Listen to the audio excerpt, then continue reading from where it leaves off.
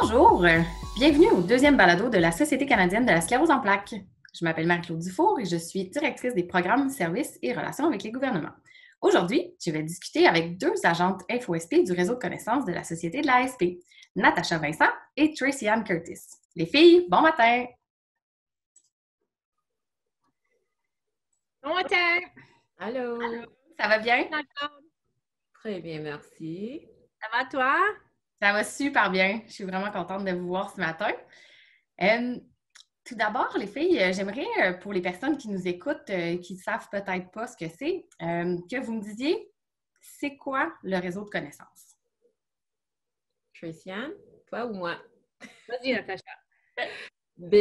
En fait, j'ai écrit un petit quelque chose. C'est sur notre site web aussi, sclérosenplaques.ca, mais le réseau des connaissances sur la SP, c'est un système d'information et d'orientation mis sur pied par la société qui vise à fournir de l'information et des services de soutien uniformes, fiables, de grande qualité à tous les Canadiens. C'est sûr que si vous cherchez des ressources, même si ce n'est pas une ressource que nous avons ici à la société, nous sommes responsables de regarder dans votre communauté, si c'est ici au Québec, si c'est à Colombie-Britannique, on parle beaucoup avec des personnes des régions atlantiques en français aussi, mais on peut chercher des ressources qui sont près de chez vous aussi. Alors, c'est intéressant comme ça. Super. Luciane, est-ce que tu aurais quelque chose à ajouter à ça, toi? Elle a très bien résumé qu'est-ce qu'on fait et puis qu'est-ce qui est exactement le réseau de connaissances. Et puis, c'est surtout l'information fiable et on n'embarque pas dans des théories non prouvues ou quoi que ce soit. C'est vraiment l'information à base des données. Donc, c'est très fiable. Super. Puis, mettons que je vous rencontre là, pour la première fois, puis que je vous demande de me décrire votre travail, vous me dites quoi? On est à l'écoute, surtout. On est à l'écoute de notre communauté, de les gens, des personnes atteintes de la sclérose en plaques, ainsi que leurs membres proches familiales et proches aidants. On offre une écoute, un support, un appui émotionnel, un appui pratique, tout ce qu'ils ont besoin relatif à leur maladie. Wow. Et juste pour ajouter, on demande de temps en temps des questions au sujet de la recherche. Alors, si jamais il y a comme une nouvelle que vous avez entendue et vous avez des questions au sujet de la recherche, on peut répondre à ça aussi. C'est bon, parce que là, dans l'intro, on dit c'est quoi le réseau de connaissances? C'est une ressource pour avoir de l'information, tout ça, mais quand j'entends la première chose que tu me dis, Tracy Ann, en me parlant de ton travail, c'est on est à l'écoute. Donc, c'est aussi vraiment un endroit où les gens peuvent appeler pour recevoir un soutien là, quand ils se posent des questions ou qui doutent de quelque chose ou qui vivent une situation plus difficile. Ça peut aussi être ça. Oui, ça aide à normaliser leur expérience, dans le fond, pour qu'ils sachent qu'ils ne sont pas toutes seuls. Et puis qu'il y ait des gens qui passent à travers la même expérience qu'eux et puis qu'on est là pour leur aider, dans le fond. Super. Si je vous demande une journée dans la peau d'une agente InfoSP, ça ressemble à quoi, là? Une journée de travail typique si elle existe? Non. Aux bases, on a beaucoup d'appels, surtout des courriels aussi. On peut clavarder en direct. C'est un service ou une option de notre service qu'on a ajouté, ça fait après à peu près 2 ans. On reçoit même des lettres par la poste. Alors, c'est n'importe quelle question de n'importe quelle manière. Alors, ça change jour à jour. C'est sûr qu'il y a des tendances dans les questions qu'on nous pose, mais n'importe quelle façon, n'importe quelle manière, nous sommes là pour répondre. Donc, dans le fond, une journée, c'est on s'installe devant son ordinateur, on met nos écouteurs pour prendre les appels, puis ou les courriels aussi, je pense. Et donc, on écrit, on répond, on prend les appels, on fournit les informations, on les cherche quand on les a pas nécessairement sous la main. Donc, ça ressemble un peu à ça. Oui, Exactement. non, j'allais dire oui, c'est ça, exactement. La première chose, c'est qu'on se branche comme équipe, surtout, parce qu'on est 8 agentes info à travers le Canada, de Colombie-Britannique jusqu'à Halifax. Comme ça, une de nos collègues a dit souvent que quand on me parle, par exemple, si je n'ai pas la réponse au bout des doigts, je me réfère à mon équipe disant, bon, cette personne, Saskatchewan aurait besoin des ressources pour trouver de l'aide domestique chez eux. Et puis là, mes collègues, mes consoeurs vont partager des liens avec moi d'après leur expérience. Et puis aussi, comme on prend des notes, on remplit un peu le rôle d'administrateur, de travailleur social des fois. Comme Natacha l'a dit, on n'a pas vraiment de journée typique, mais on va être au téléphone avec des gens, on va répondre des courriels qui viennent des fois hors du Canada même, parce qu'on est un peu choyé au Canada, comme on sait, d'avoir le système de santé qu'on a, mais c'est pas tout le monde qui a le même privilège. Donc, on reçoit beaucoup de demandes d'outre-mer pour avoir accès à des traitements, avoir plus de renseignements, parce que la maladie n'est pas aussi connue partout au monde. Donc, on répond à cette demande-là. Puis vous deux, les filles, vous êtes vraiment les 2 agentes sur les 8 qui sont bilingues, c'est ça? Oui. Yes.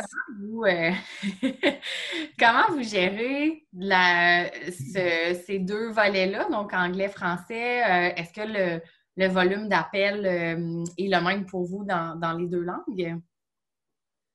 Oui et non, parce que c'est pas seulement les appels non plus. Alors, c'est comme une question de technologie. On a un système téléphonique qui comme nous donne des appels automatiquement en anglais et en français. Si Tracy-Ann est déjà sur un appel et puis il y a quelqu'un d'autre qui veut parler en français, bon, voilà, c'est à mon tour à discuter avec cette personne-là. Avec les courriels, on les partage d'une façon équilibre aussi, là même avec le clavardage en direct. Tracy-Ann a son horaire à chaque semaine. Moi, j'ai mon horaire à chaque semaine. Alors, c'est comme une balance comme ça. C'est bon. C'est toutes des technicalités, mais qui sont quand même intéressantes, je trouve, à savoir, même pour moi. on est collègues, puis j'explore aussi en même temps. Viens prendre des appels avec nous, Marie-Claude. Je crois pas que... Je pense que je suis un peu rouillée.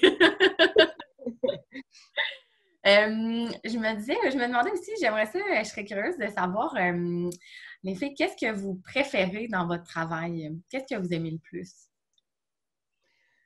Pour moi, c'est vraiment la connexion avec des gens. Ça fait des années que je travaille dans des organismes à but non lucratif et puis je me sens toujours plus comblée quand j'ai une connexion justement avec les gens, d'avoir une relation avec eux, même si c'est juste pour 10 minutes ou parfois ça peut aller à 45 minutes à 1 heure quand on a vraiment des clients ou des clientes en détresse. Donc, c'est pour moi la chose la plus validante à propos de qu'est-ce qu'on fait.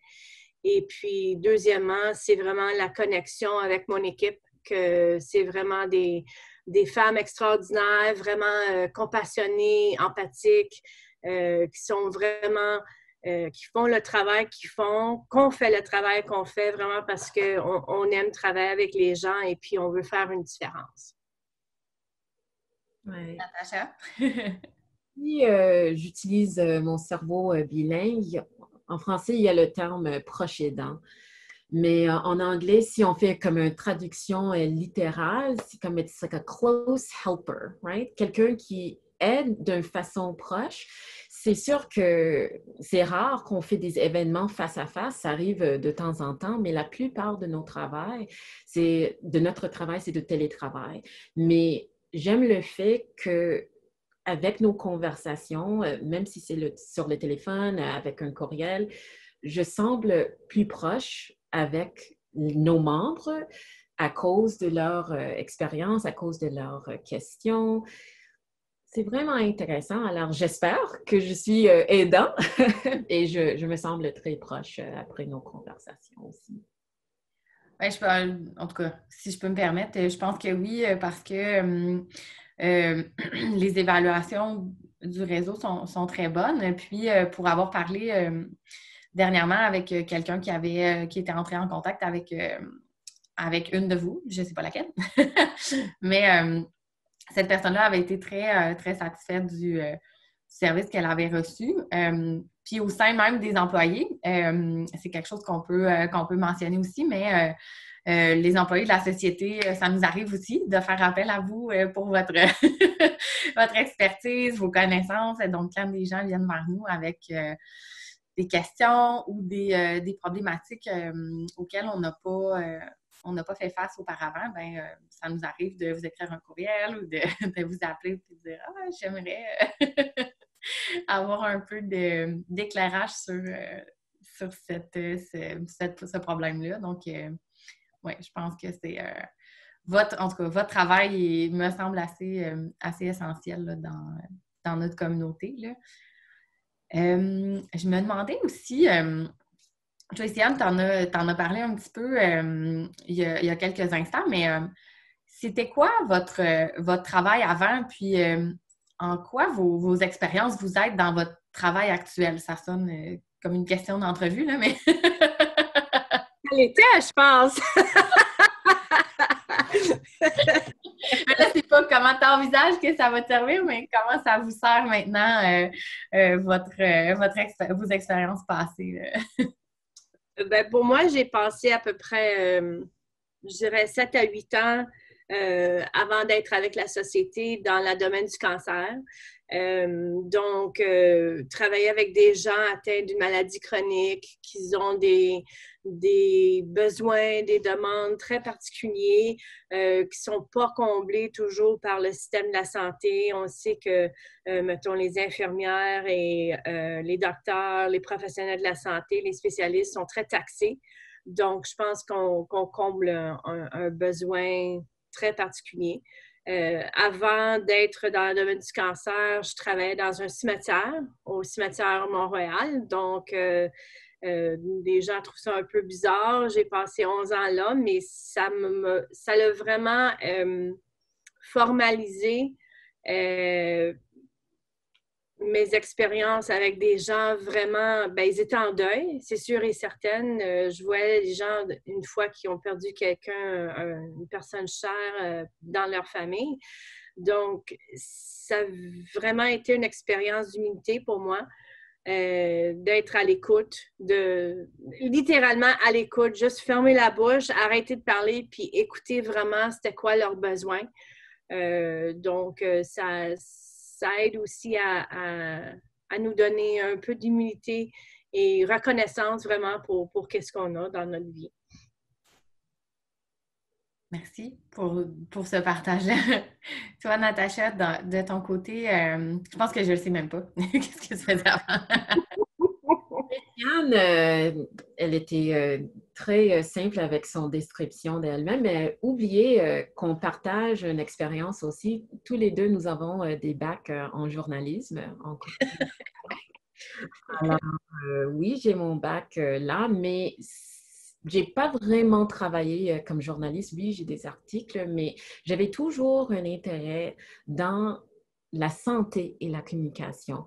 Alors, je me trouve ici maintenant, mais avant la société, j'ai travaillé vraiment en marketing et communication avec une compagnie pharmaceutique qui est ici au Québec. Alors, c'était intéressant. Mais en général, j'aime combler les deux sujets, la santé et la communication. Je pense que c'est très important. Oui, puis tu te retrouves là-dedans, dans le fond, avec la sclérose en plaques qui touche à la santé, puis cet aspect communication-là, d'être en contact avec les gens de différentes façons. Là. Qui plus est. Excuse-moi, t'allais-tu dire quelque chose? C'est ma mission dans la vie. Ouais. T'en es une belle.